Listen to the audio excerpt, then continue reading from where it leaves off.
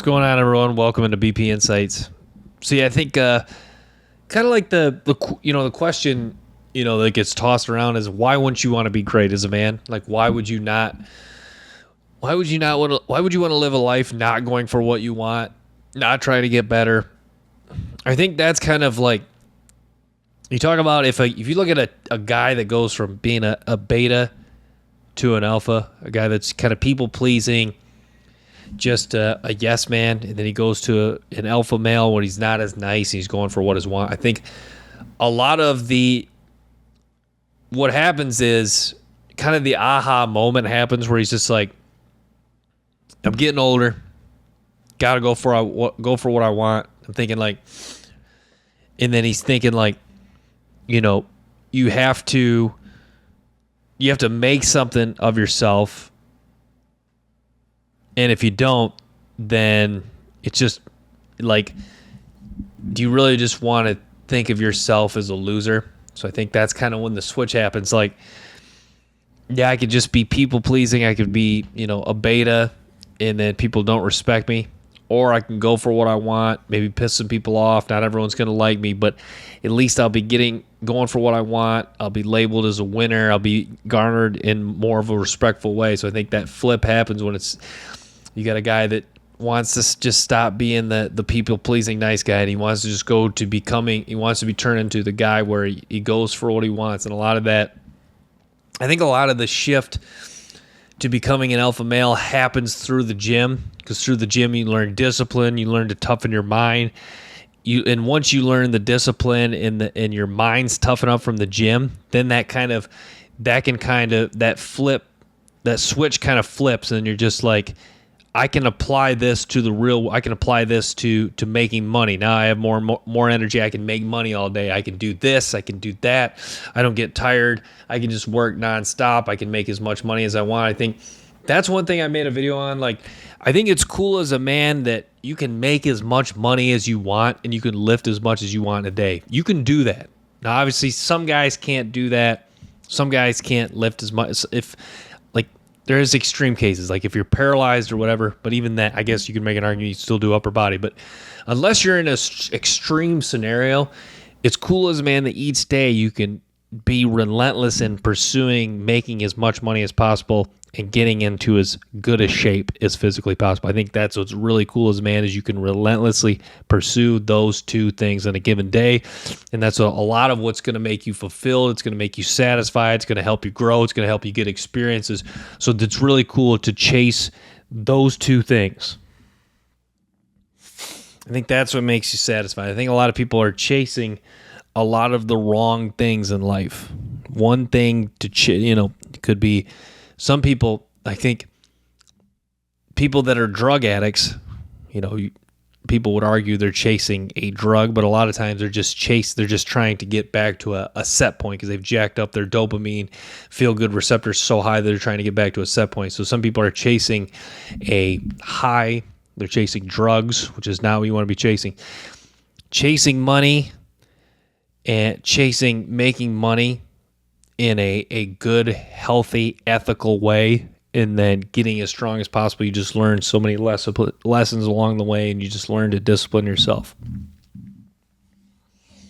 I think that's what's cool. It's, I think people think of self-improvement as a thing where you just focus on a little bit. If you really want to hone in on self-improving, it's a complete lifestyle change. Like if you want, like today, like tomorrow, like today's almost over. What's today? Wednesday. So if you want to fully start to try to level yourself up and you're like, I'm going to start it tomorrow, June 27th, Thursday. I think what's interesting is like, what's cool is you can start that tomorrow. But what you have to understand is to really buy in and leveling yourself up and to become the best version of yourself, to become as wise as possible, to toughen your mind as possible. You have to, on tomorrow, if you're going to start that tomorrow, you have to work nonstop, relentlessly pursue money, relentlessly pursue strength, get better social skills, get better at networking, Discipline yourself to do what you need to do to make money. Discipline yourself to post to your YouTube channel. Discipline yourself to edit your video. Discipline yourself to spend time getting a closer relationship with God. Spend time getting closer with your family, calling your family, talking to your mom. So if you want to start your self-improvement journey, you have to understand that most of the time you're going to have to spend it. Most of the time you're going to have to be doing it nonstop. It's not something that's 2 hours a day. It's not something that's 3 hours a day, even 4 hours a day. It's something that's 15, 16 hours a day, however many hours you're awake for. So self-improvement is not just it's not something that you set time aside for, a little bit of time aside for each day. It's not something you set time aside for maybe 1 or 2 days a week. It's something you set time aside for every single day that you are awake.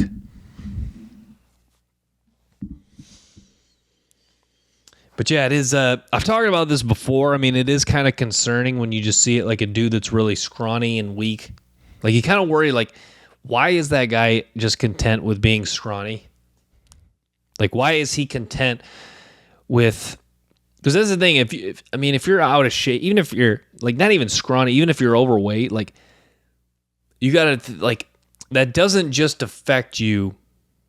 That doesn't just like affect, people not really respecting you as much. Because I'll say it out right here on this podcast. Fuck it.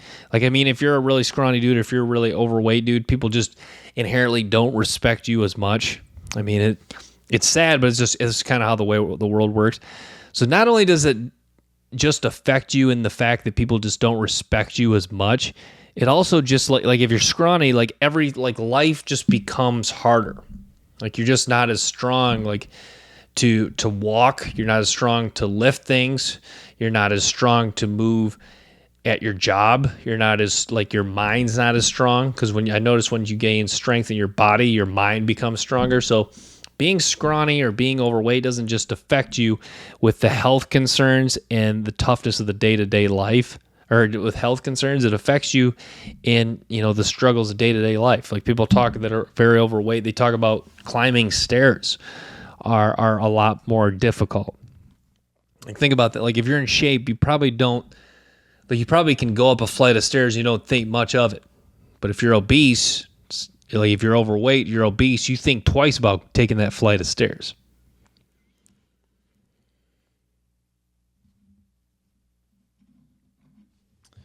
But yeah, I really worry some of the concern. Like I worry about how normalized it is that people eat processed food. It is kind of scary, just like how socially acceptable it is to eat cereal.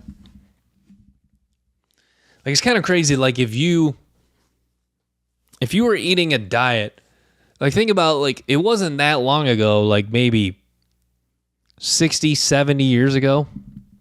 I say, and that sounds like a long time, but realistically, if you look at the entire human history, 67, like the entire timeline of the human race, 60, 70 years ago was not that long ago. So if you look 60, 70 years ago, if you're eating a diet that just consisted of, Coca-Cola and Taco Bell, if you were eating that diet 60, 70 years ago, people would look at you like you're crazy.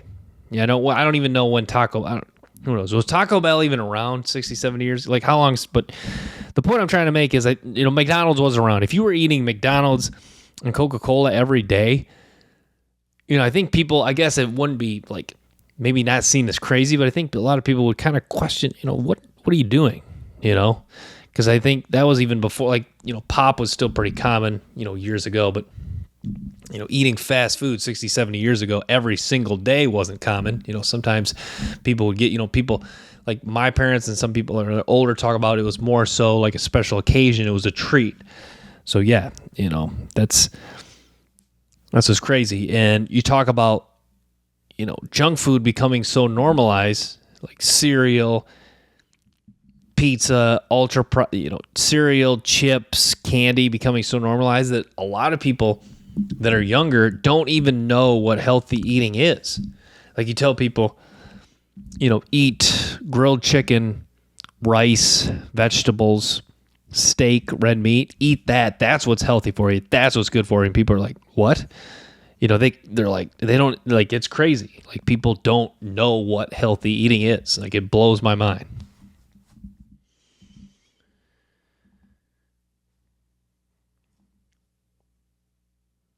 But yeah, I think, that's the worry, that's the concern is what comes about this from the food crisis. That's what they were talking about. It was the one guy, and it was interesting. I have a lot of respect for Dr. Phil. This guy was on what's the Cully something? I forget his last. He was on the Ken Berry podcast. Ken Berry talks a lot about carnivore diet, and then he was on Dr. Phil Primetime. And I didn't watch the video, but I saw that the headline was there talking about the dangers of also processed food. And he makes a good point. Like, is this one of those things that's going to get so out of hand that it's going to get worse and worse, and it becomes like a full health crisis? Like, you talk about a lot of things, like look at alcohol was a problem to a point where it was banned. There was back and forth with marijuana. It was, it was, medical, and then some states it's legal. Is there going to be like this is going to get worse? Like, there's going to be more and more warnings come out about ultra processed food, sugared cereals, and all this crap. Is there going to be more and more come out, more people getting sick, more and more people discovering that it's making them sick? Is there going to be more and more come out about that before it gets to a point where they're teetering on banning some stuff, or just, like some other countries do, like creating warnings on food, like cereal? Like in France, they have warnings on food. So yeah, I think it's interesting. It's very interesting is how is this? First of all, I mean, the question is, are we ever going to get to, how bad or how is this going to reach a crisis point? And if so, does some of this food get banned? So, like, for example, sugared cereals. I'll argue, I'll die in the hill that you should never put sugared cereal, kids cereals and pop should never be put in the body. It's just like, excuse me. Yeah. I was kind of talking about this. Someone had the best comment that nothing man-made is good for you. 100% true. You look at what even are the ingredients in sugared cereals? Look at a cereal box. Like, some of these ingredients you can't even pronounce. You got to think, when you put, if you look at you talk about the history, for most of human history, we're eating red meat, fruits, vegetables, stuff that occurred in nature. That's basically essentially just one ingredient. The body knows what to do with it. You got to think about now the body has to try to digest, break down all these different ingredients that are not really even necessarily food. And now they have to, the body has to, break it down, digest it, know what to do with it. So yeah, that's just kind of that's why, that's what's crazy. I don't really push my diet on people on carnivore. I don't really push carnivore diet or ketogenic diet too often on people, because a lot of times when people want to change, it's intrinsically, so they have to really make that decision themselves. But how the best way to describe why carnivore diet's so healthy is just because, think about when you eat steak or you eat an apple or, vegetables, you feel pretty good. It's a good, satisfied, full feeling when you eat a lot of vegetables or a lot of meat, as opposed to, think about when you eat too much, ultra processed food or too much, carbs, your body, you just feel it's an uncomfortable, full feeling. And then it's a crash, and it's not really a good, it's a crash where you feel really tired, and then you feel then you feel really hungry again. So, and then it's scary, all these people that are pre-diabetic. That's really sad. All these people pre-diabetic, and then the statistics that 66% of a kid's diet, or over 60% of a kid's diet today, is ultra processed food. Just very concerning, and it's interesting to see how bad. Is this going to get a lot worse before it gets better? So, and does this reach a crisis point? Does this reach a point where we're banning some of these ultra processed foods, or we're putting food warnings on some of these foods?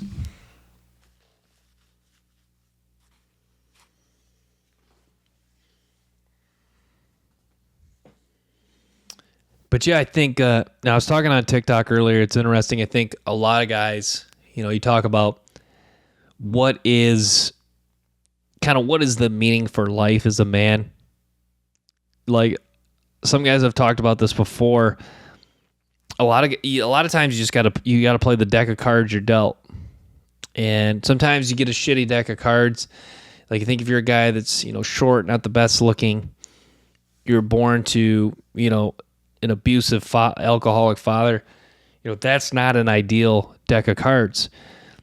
But a lot of times, what God's saying is how can you say the guy's name that's in that situation, shorter, not the best looking guy, born in a 2-parent household, but his father's a bad guy, alcoholic, drunk piece of shit.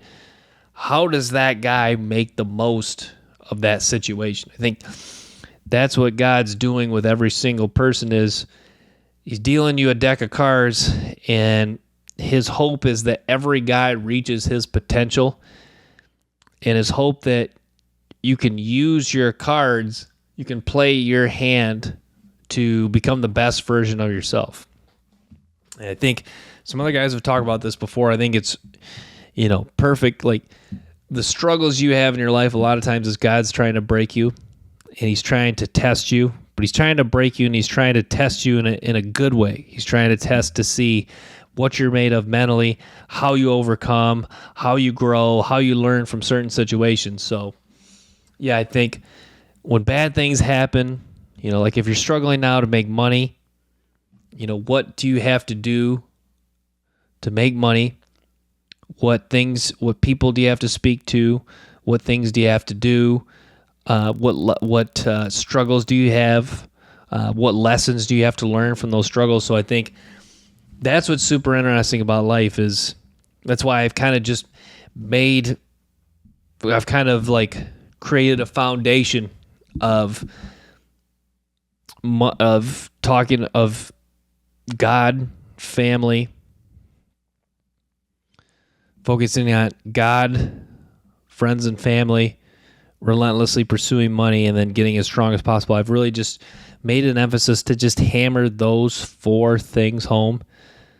God, friends and family, make money, get strong. If you just hammer those 4 things, I think that can really take you a long way as a man.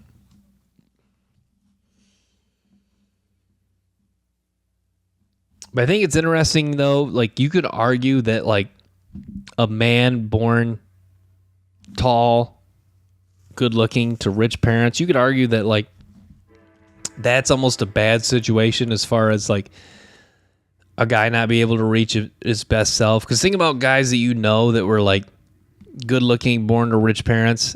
A lot of times they never really, even if they have like a good life, maybe they get like a pretty good 9-to-5 job. They have a wife and kids. Even if they do end up having a good life, a lot of times they don't reach their full potential just because a lot of things in life have come easy for them. Like that's the thing. Like you gotta look at it this way. Like Jeff Bezos, he's shorter, bald, not the best looking guy. I mean, no offense, but and I'm sure he wouldn't take any to it, but Jeff Bezos, shorter, bald, not the best looking guy. You got to think like what if Jeff Bezos was 6'5", good looking, and born to rich parents? Would he been able to garner the momentum to get to the position where he's at? I think it's an interesting question. Does he? That's the thing. Like if you're but then you could argue like for some good-looking guys, tall, born to rich parents, just really ideal situations. You'd argue that maybe if they were born shorter, or they had a few disadvantages, they would have been able to garner the momentum to become something better. So, but yeah, that's interesting. That's a kind of a interesting what if game you can play, especially with Jeff Bezos. Is what if he was born tall, good looking? Would he still have really would he still have had the drive to be the successful businessman that he became?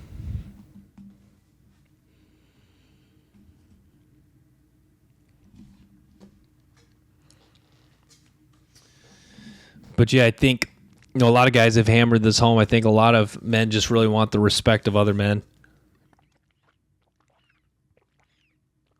I think that's why making money and getting as strong as possible is so important, because if you're doing those two things, especially at a high level, or maybe if you're not at a high level yet, but you're really growing in those two areas, making money and getting stronger, I've noticed that other men notice and other men start to respect you more. I think that's why you want to talk about why a lot of men are sad, a lot of men are depressed, a lot of men are turning to alcohol and weed is for comfort, or just drugs in general for comfort, is just because they're just not respected by other men. I think having the respect of other men is so important. Having good friends that are kind of that have similar goals to you, want to get to where you want to go, I think is important too. So yeah, there's a lot of things that are important in life as a man, but being respected by other men certainly an important factor.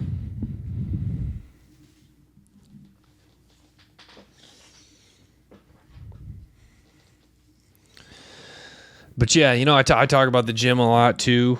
I think it's important to go to the gym 7 days a week, just because. And I think why a lot of people struggle with the gym is just because, like, I think too many people don't make it a priority. Like, honestly, every day you should wake up and you should say, how do I set aside at least 45 minutes to an hour to train today? Just because those 45 minutes, that 45 minutes to an hour, that you not only it's like disciplining yourself to do something you most likely don't want to do, that 45 minutes to an hour will pay dividends not only that day, you feel better, you're more wide awake, that could help you the next day, because most often when you get a good workout in, you sleep better. So that time you set aside to work out, lift, that 45 minutes to an hour, a lot of times pays dividends, not only that day, but the day that follows as well.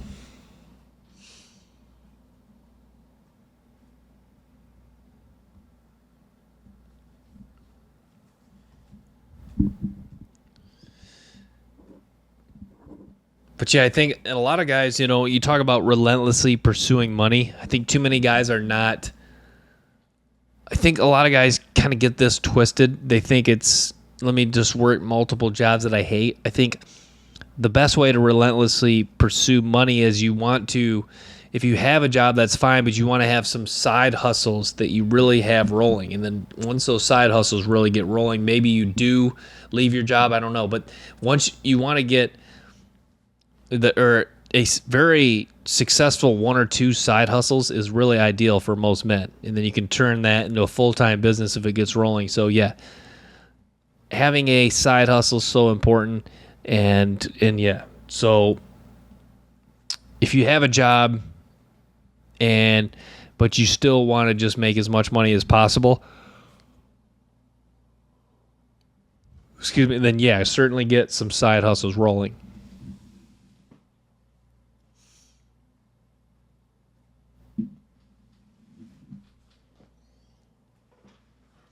But yeah, it is kind of sad.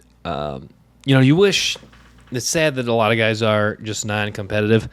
That's kind of the argument that, I'm surprised that video did not necessarily, I guess I didn't really read the comments on it, but it made a TikTok and I thought it would piss more people off. I didn't really read there was only a few comments. I didn't really read them, but I assume since there was very few, it wasn't necessarily pissing people off. But I think, I don't want to say a lot of guys are delusional. I guess first of all, I got to say what I would, or say that the main point is what I was getting at is I think a lot of guys aren't competitive. But I think what's weird is there's a lot of guys that think they are, then they're not. Like the more I think about it, I think the top 20% of guys are really competitive. You could argue that 80%, I would argue 70, 80%, at least 70% of guys are non-competitive, meaning that even if they do have a job, they still aren't competitive in the sense that, yes, they have a job, but outside of that job, they're not improving in the gym, they're not improving spiritually, they're not improving socially, they're not improving confidence-wise. They're not outside, even though they're working a job, maybe they do work a tough job in construction, obviously, that you can still, that a job like that you could, but some guys have a job and they're not improving outside. They do nothing outside of that job essentially, and except for smoke weed when they get home, play video games. So that's the thing. Like, yes, having a job's good, but if you're not trying to improve outside of that job, then it's, how beneficial is that? But yeah, I'm going to wrap with that. Thanks for tuning in to BP Insights. Stay tuned for more episodes of Clips. Till next time, peace.